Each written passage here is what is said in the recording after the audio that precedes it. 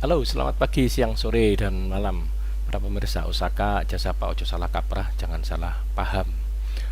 Saudara, eh, Gen Z, generasi Z, mereka yang kaum muda, kaum produktif, kita telah mengenal kemarin waktu video yang lalu tentang bagaimana kita melihat bahwa budaya itu memang masuk lebih dulu dibandingkan dengan agama.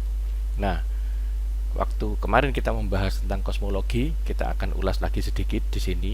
Nah, saat ini kita akan eh, melihat bahwa yang namanya ilmu pengetahuan, cabang ilmu pengetahuan yang berupa arkeologi maupun astronomi atau astrofisika itu dipakai oleh Tuhan untuk mencerahkan pikiran manusia sehingga mereka berhenti untuk menjadi radikal agama, berhenti menjadi fundamentalis agama, berhenti untuk menganggap diri paling benar, bahkan juga berhenti untuk merasa diri paling mengenal Allah yang sejati, berhenti untuk menuhankan agama.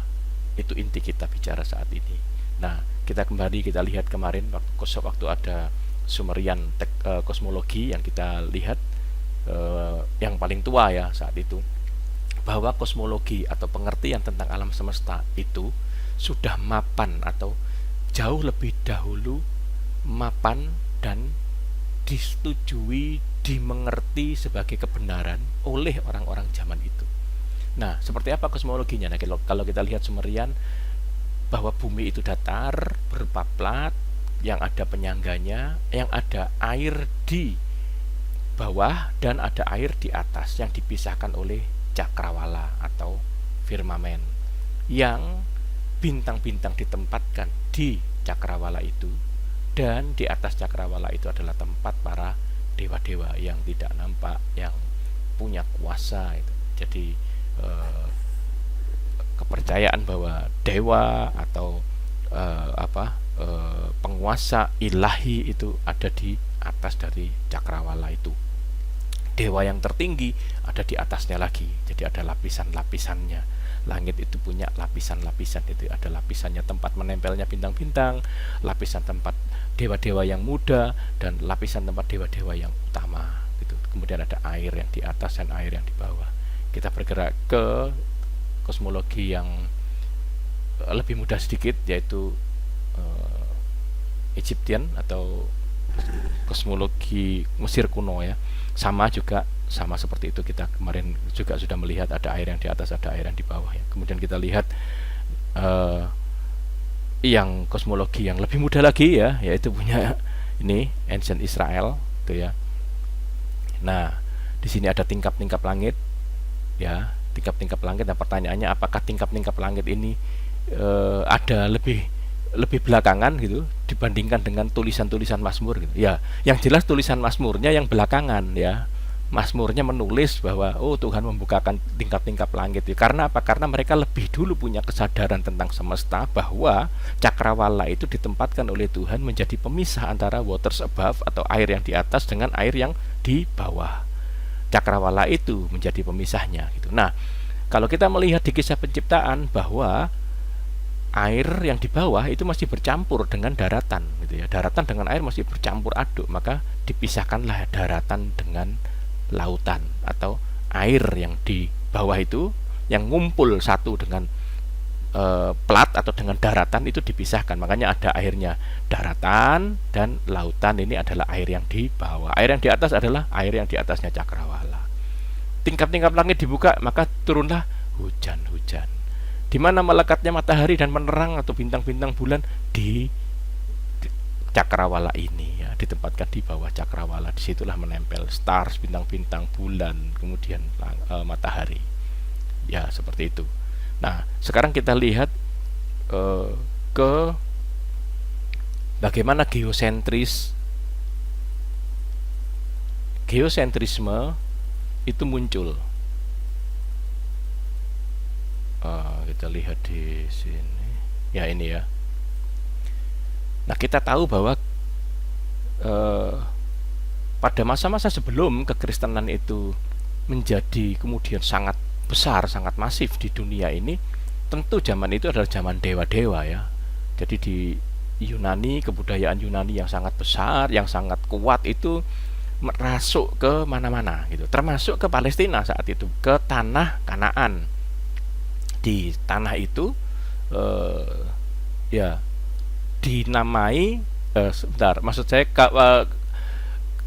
pada saat orang-orang Yunani itu menguasai ya, kerajaan Bizantium itu menguasai daerah-daerah yang lain, bahkan sampai jauh gitu dari negaranya, pengaruhnya itu masuk.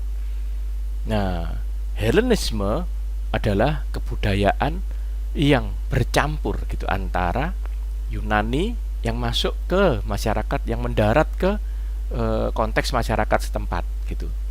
Jadi sama seperti kalau agama Hindu dari India datang ke Indonesia, kemudian dia masuk ke Pulau Jawa ini, kalau Anda lihat candi-candinya nggak sama dengan candi-candi yang ada di Hindu. Ya, di India maksudnya, di tanah India sana. Beda. Ukiran-ukirannya juga beda, tokoh-tokohnya yang digambarkan juga beda gitu. Kalau di sana mungkin di Indianya yang namanya Punakawan, yang namanya Smar itu nggak terlalu dihidupkan, nggak terlalu nggak terlalu difokuskan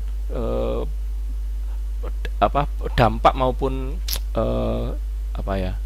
kiprahnya gitu. Tapi kalau di sini di tanah Jawa, di Pulau Jawa ini ya, Hindu yang masuk ke sini udah candinya beda, kemudian punakawannya yang justru malah bagus, malah diceritakan banyak kisahnya adalah Semar gitu ya. Jadi mendarat pada tempat yang berbeda dan pada konteks masyarakat yang berbeda. Akibatnya juga nggak sama persis gitu ya, budaya Yunaninya, atau kalau dalam konteks Indonesia budaya Hindunya yang dari India sana nggak sama gitu. Nah, kita melihat juga sama seperti itu pada saat gereja itu kemudian tahun 325 itu kemudian mulai menyebar ya kemana-mana. Maka gereja itu memiliki waktu itu memiliki 5 sentral kekuasaan ya, di Yerusalem, kemudian di Antioquia ya, kemudian di Alexandria di Mesir, kemudian di Italia di Roma, dan yang terakhir itu yang masih muda banget ya, itu yang di Konstantinopel atau di Istanbul, Turki. Nah, 5 tempat sinode tempat dari uskup-uskup ya, uskup-uskup agung ini 5 tempat itu makanya dikenal sebagai pentarki atau pentarki akhirnya ya, 5 pusat. Jadi gereja ada 5 pusat di mana-mana. Makanya saudara jangan kaget kalau di Arab Selatan tuh kok bisa banyak nyebut-nyebut kata-kata yang ada di kitab suci ya, di Injil kok bisa ya. Orang Kristen di mana-mana ada saat itu, di mana-mana ada, dan bisa dilihat apa Kristen apa yang di situ itu dari gereja mana gitu ya, karena gereja sudah mengalami perkembangan ribuan tahun saat itu gitu ya, sudah 600 tahun, sudah ratusan tahun gitu ya, mulai dari dia tahun 0 sampai dengan dia jadi pentarki itu udah ratusan tahun. Makanya bisa diketahui, oh ini yang di Arab Selatan ini orang-orang Kristen yang model-model begini, yang aliran begini gitu ya. Ya gereja namanya gereja banyak gitu, cuman pengakuan imannya tetap satu, saudara. Pengakuan imannya adalah Yesus Kristus adalah Tuhan gitu ya. Yesus Kristus adalah Tuhan, Mesias, Sang Mesias. Nah, kita terus berlanjut ke sini ke diagram Coelum Empyreum Habitaculum Dei et Omnium Electorum. Jadi surga tempat dari Allah dan orang-orang pilihannya ya, Omnium Electorum. Nah, kita lihat di sini bumi bulat. Saat itu orang-orang pelaut-pelaut khususnya yang sudah biasa mengelilingi lautan, berlayar kemana-mana, mereka semua sudah tahu kalau bumi itu bulat itu, hanya belum dicoba aja. Belum dicoba untuk berlayar dari sini putar ya ke timur, nanti kan akhirnya kembali ke tempat yang sama dari barat. Nah, mereka belum coba itu aja sih. Dicoba akhirnya oleh Christophorus Columbus. Atas biaya siapa? Biaya gereja dan biaya negara ya. Kerajaan Spanyol dan gereja Katolik saat itu. Nah, bulat bumi itu. Kemudian bintang-bintang dilihat sebagai bulan, Merkurius, Venus, kemudian matahari, kemudian Mars ya. Jadi mereka melihat, oh matahari itu adalah benda yang memang mengelilingi kita bumi. Nah, konsepsi ini itu sudah mapan. Jadi ini menggantikan, bukan menggantikan maksudnya, dia memperbaiki gitu ya, teori bumi datar yang sebelumnya, yang seperti ini tadi. Nah, yang seperti ini, ya ini ya juga, atau ini sudah tergeser ya, setelah ribuan tahun itu ada gereja masuk, ilmu pengetahuannya juga berkembang, berubah. Mereka melihat sebagai ini, gitu, menjelaskan bahwa yang ada di kitab suci yang ditulis bahwa tingkap-tingkap langit itu ya, oh bumi itu flat, datar gitu. Itu ternyata enggak gitu. Oh, bulat, bumi itu bulat. Dan benda-benda langit itu punya orbit, ada orbitnya, mengelilingi. Bukan ditempelkan di cakrawala, bukan. Jadi ada orbitnya benda-benda langit. Tapi ada juga bintang-bintang yang jauh yang tidak dapat dia jelaskan gitu ya. Itu ada di cakrawala juga gitu sih. Ini makanya kalau kita lihat kan bintang-bintang ya. Karena dia enggak mengelilingi kita gitu.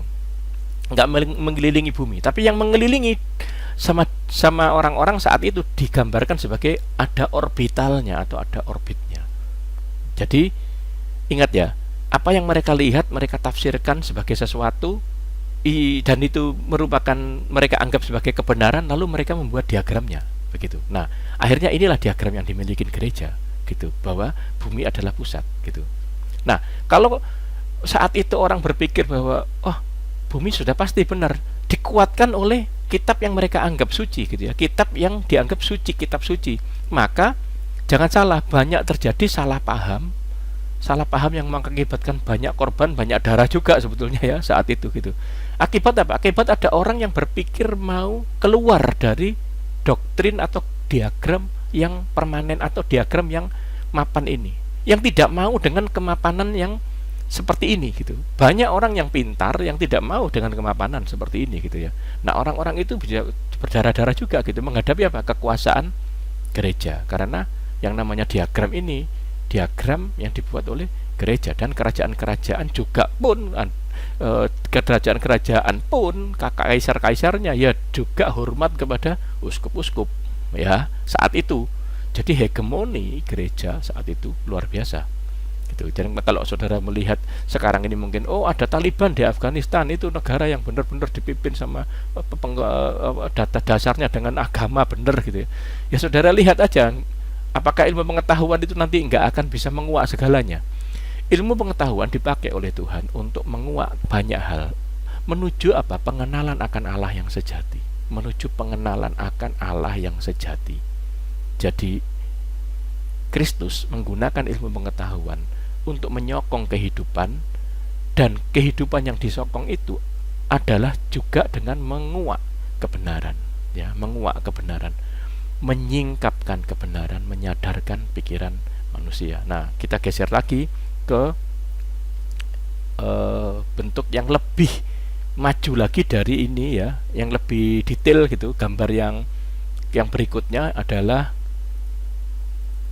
ya ini sama ya, sama ini caelum imperium habitaculum Dei et omnium electorum, sama, bumi itu bulat, di sini ada lapisan-lapisan. Nah, kalau kita melihat ada kepercayaan yang mungkin langit itu ada lapisnya, ada lapis 1, ada lapis 2, lapis sampai dengan 7 lapis ya, atau 7 langit.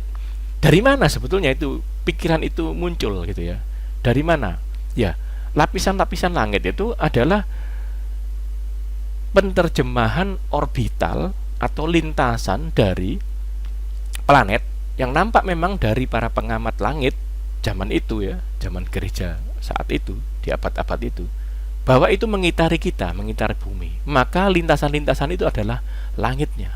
Kalau ada 7 lintasan ya, makanya langitnya ada 7 langit, langit 1 sampai langit 7 ya. Jadi semuanya berkaitan. Kalau kita hanya murni belajar agama, tapi kita nggak belajar astronomi, nggak belajar astrofisika, kita nggak belajar arkeologi, sesat nanti kita. Anda generasi Z, Anda adalah generasi analitik yang tidak mau begitu saja percaya, dan saat ini itu informasi itu terbuka menjadi jalan maharaya informasi. Internet Di mana-mana Anda bisa melihat bagaimana sekarang ini dokter mungkin atau ahli kedokteran, ahli neurologi, bedah syaraf dimanapun sekarang ini menemukan atau menjadi inventor tentang sesuatu yang baru, itu dengan cepat Anda bisa tahu dengan adanya teknologi informasi yang seperti ini. Karenanya jangan menjadi fundamentalisme agama, jangan menjadi intoleran, jangan menjadi radikal agama. Bumi akan mati oleh orang-orang yang seperti itu, gitu. Tapi bumi akan tetap hidup dan pasti Tuhan akan membela kehidupan, ya, menyokong kehidupan. Dengan apa? Dengan sains dan teknologi. Ilmu pengetahuan itu tidak bisa dibatasi. Dia akan mengantar kita kepada pengenalan akan Allah yang sesungguhnya. Kalau Anda menjadi agnostik, orang yang tidak mau mengatakan Allah ada atau Allah tidak ada, atau mungkin dalam konteks Indonesia, agnostik itu adalah orang yang percaya Allah ada tetapi tidak mau mengatakan Allah itu seperti apa. Menjadi agnostik bahkan lebih baik daripada orang menjadi fundamentalis agama atau radikal agama, atau menjadi orang yang terkooptasi pikirannya, terindoktrinasi, bahkan menghalalkan darah-darah orang lain gitu, karena dia merasa bahwa agamanya yang paling benar, yang dipercayainya yang paling benar. Kecelakaan iman. Iman seperti orang yang mengendarai kendaraan. Saudara bisa kecelakaan. Itu iman. Saudara bisa kecelakaan. Nah, kita lanjut lagi. Kenapa geosentris ini bertahan sampai 1500-an tahun, ya? Selama itu gitu, ya. Karena apa? Ya karena gereja dan kaisar-kaisar atau raja-raja yaitu sudah mengindoktrinasikan bahwa isi dari kitab suci ditafsirkan oleh dia seperti ini, ya, dibuat diagramnya, ya sudah terkunci gitu. Tapi apakah ilmu pengetahuan itu bisa kemudian terus terpenjara oleh ini? Enggak. Dan dari mana sebetulnya kemudian ilmu pengetahuan menguak itu? Siapa yang membuat kekuatan? Itu Tuhan. Karena Tuhan nggak bisa, kita selalu dalam rangka mengenal akan Allah, selalu dalam journey atau selalu dalam perjalanan mengenal Allah. Tidak ada seorang pun yang bisa mengklaim bahwa dia benar-benar mengenal Allahnya, bahwa dia benar-benar mengenal Allahnya. Kita lihat kemudian dari apa yang kita lihat dengan ini, ya ini, bahwa kemudian sebentar, bukan ini, yang ini, ya, bahwa kemudian ada orang yang tidak bisa ditahan untuk menyampaikan teorinya gitu, bahwa bukan kita yang menjadi pusat, tapi matahari yang pusat gitu. Sedangkan kita adalah mengitari matahari. Kita lihat adalah waktu Kopernikus, ada Galileo Galilei, ya, kemudian penerus-penerusnya seperti Giordano Bruno dan seterusnya.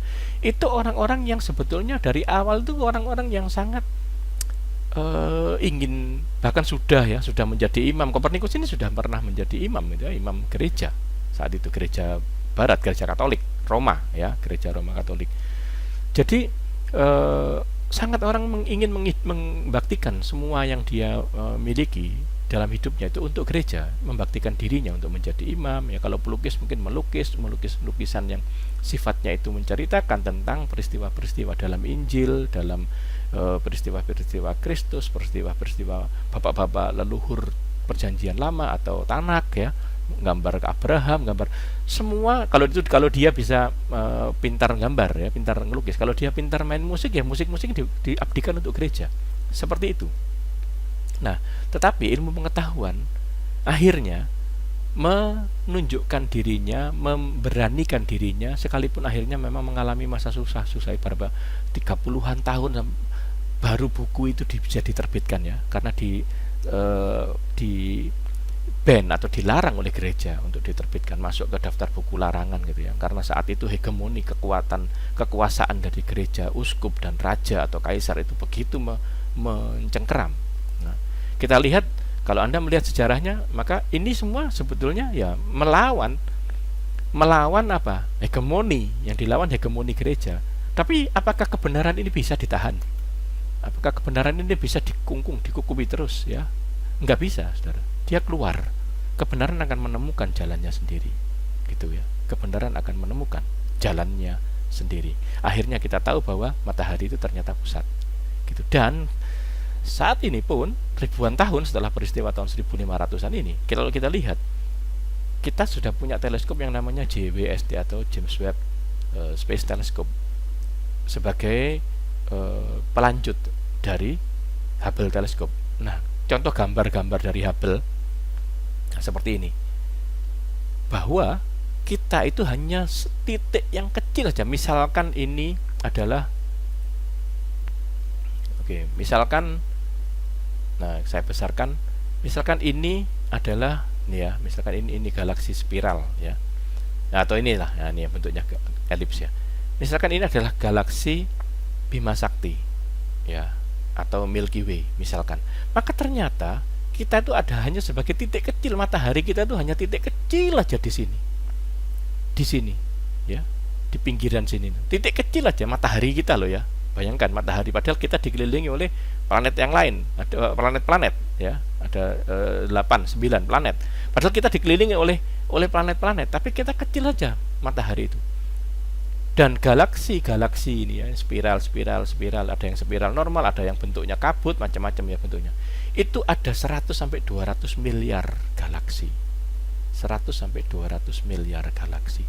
Jadi kita tidak bisa membayangkan besarnya seperti apa alam semesta ini ternyata. Bukan cuma sekedar seperti pada saat kita melihat sejarah zaman orang-orang Sumeria dulu, atau orang-orang Israel kuno, atau orang Mesir kuno.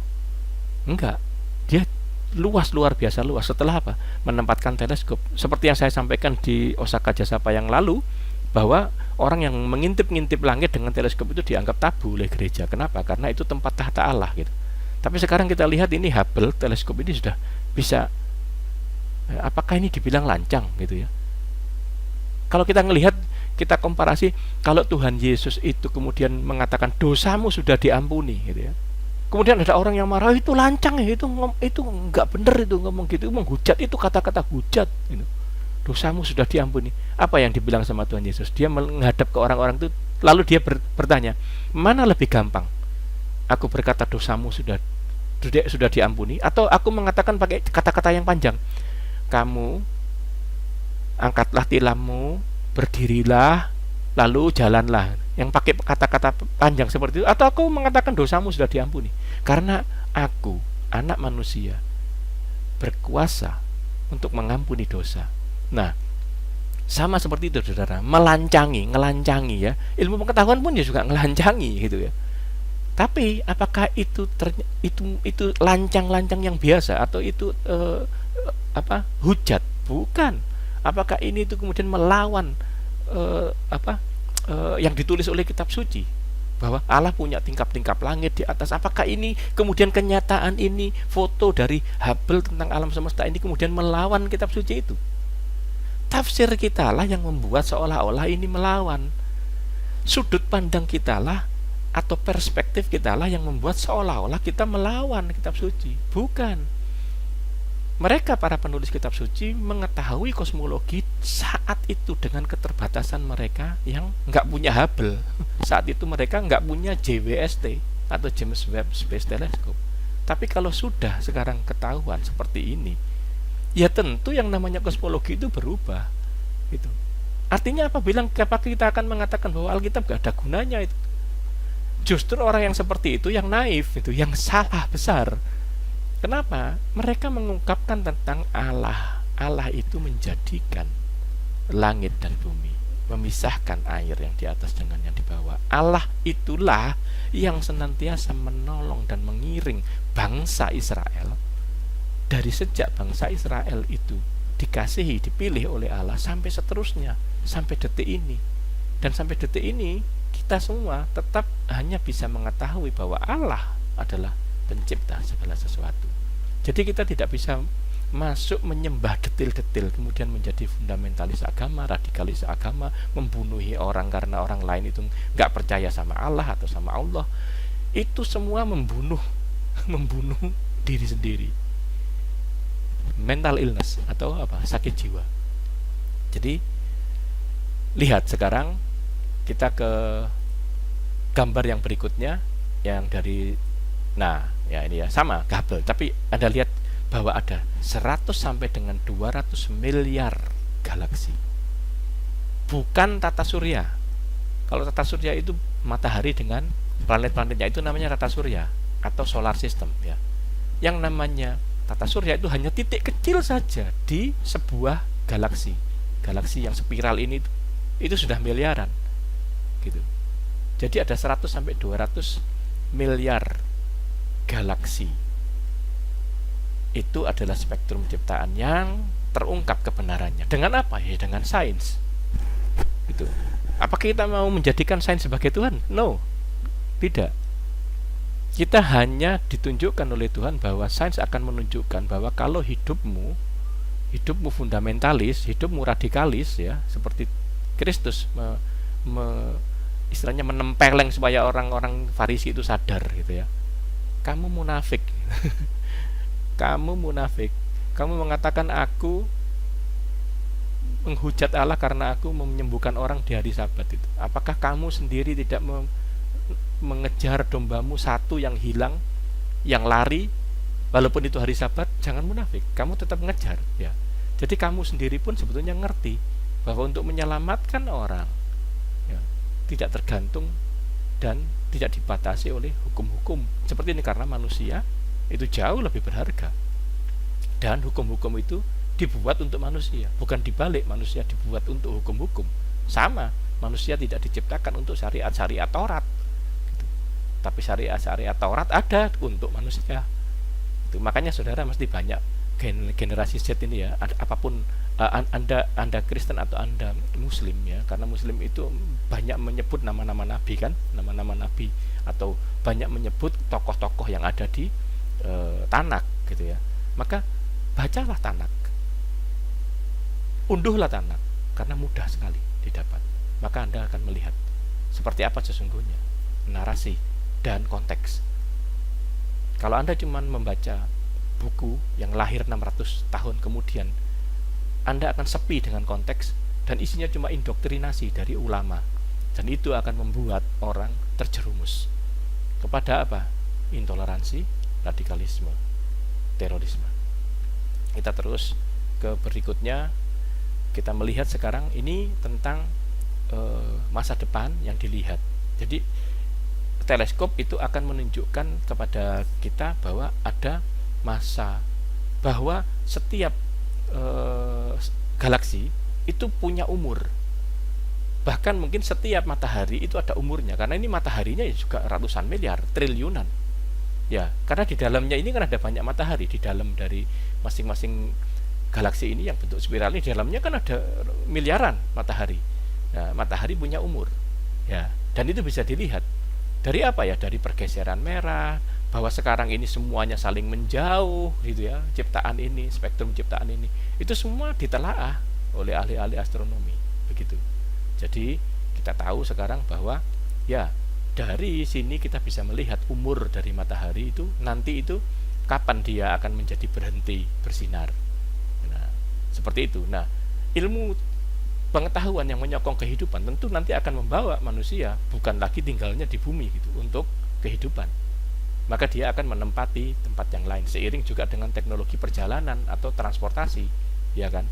Mungkin antar bintang itu nanti memang akan terjadi, akan transportasi antar bintang itu akan terjadi, bukan coba sekedar hanya bintangnya aja yang sekian ratus miliar, enggak, tapi perjalanan itu bisa terrealisasi.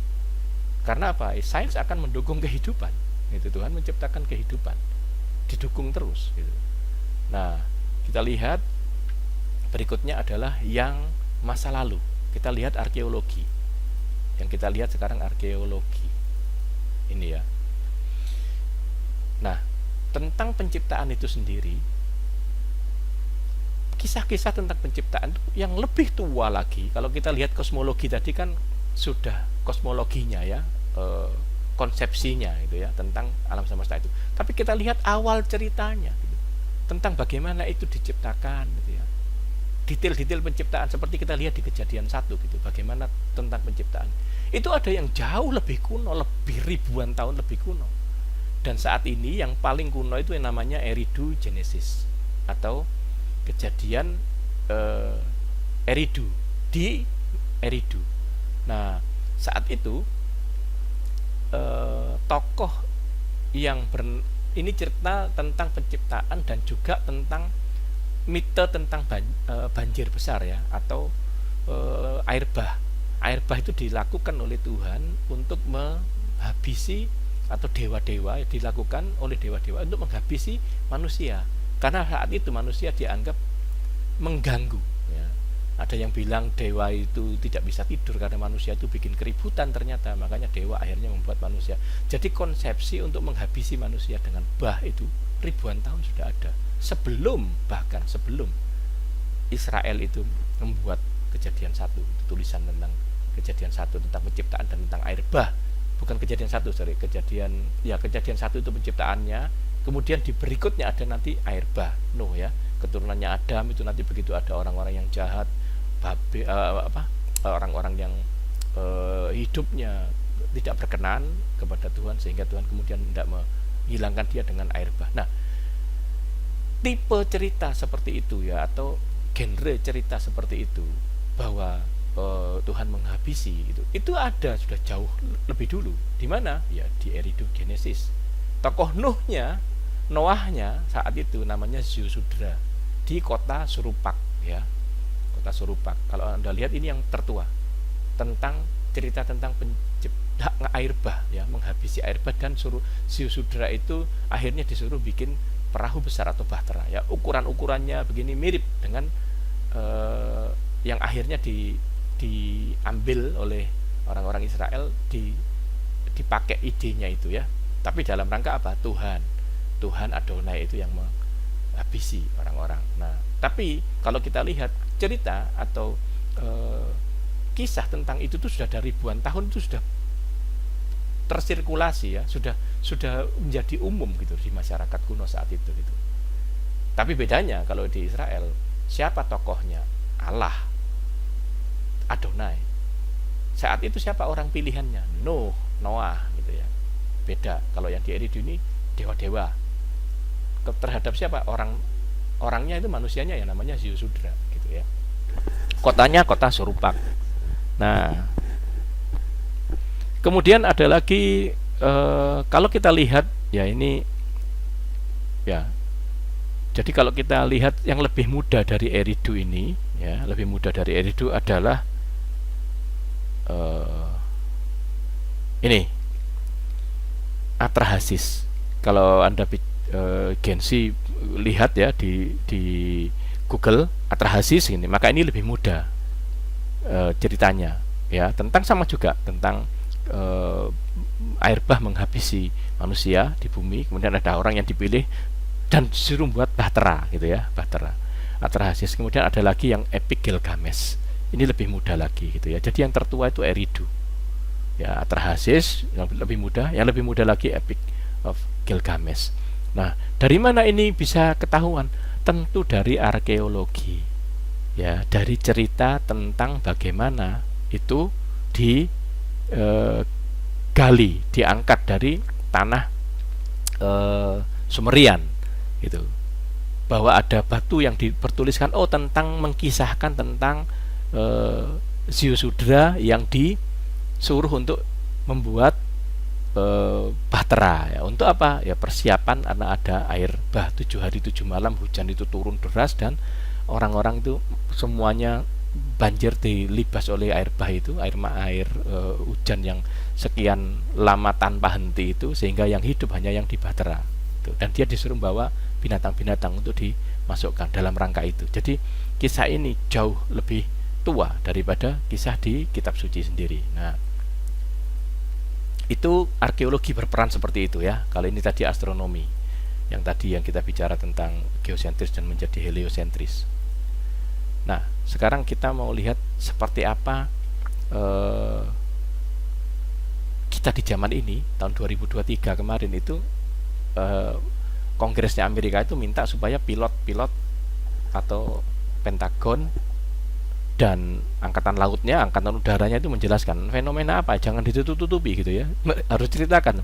Ternyata tahun 2004 itu pilot itu sudah sempat merekam gitu ya, apa yang dia lihat ya. Ini contohnya adalah benda langit atau UAP ya, UAP,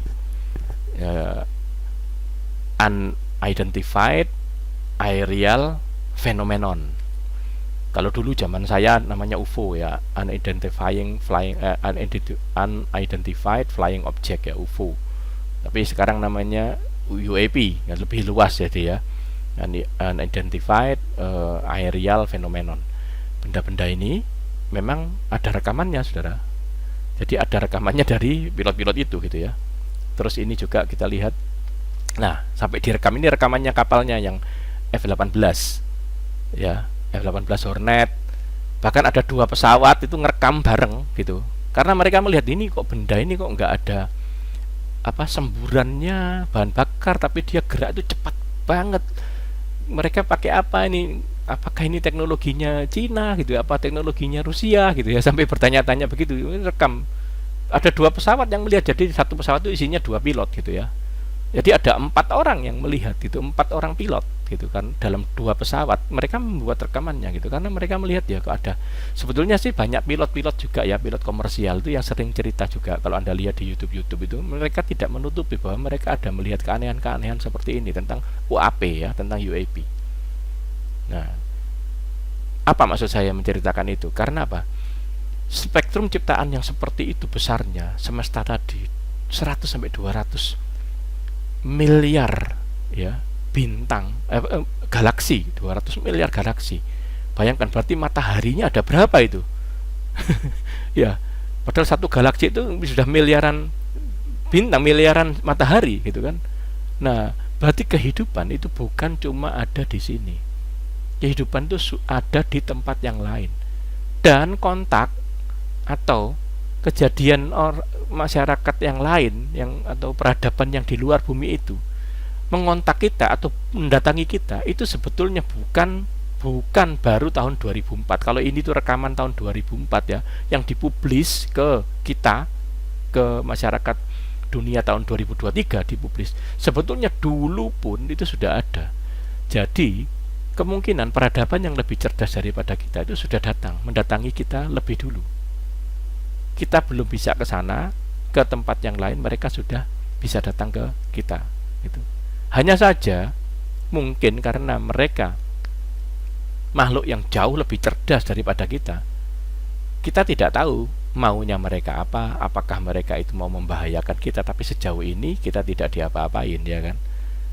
Jadi artinya kita tidak disengsarakan gitu oleh mereka, tidak dibuat menderita oleh mereka gitu. Tetapi kenyataan bahwa ada makhluk yang lain itu, yang kasat mata ya, yang nampak fisiknya itu, ya, maksudnya yang fisiknya ada ya, kayak begini kan fisiknya ada ya, ini kan fenomena benda terbang ini kan berarti ada fisiknya.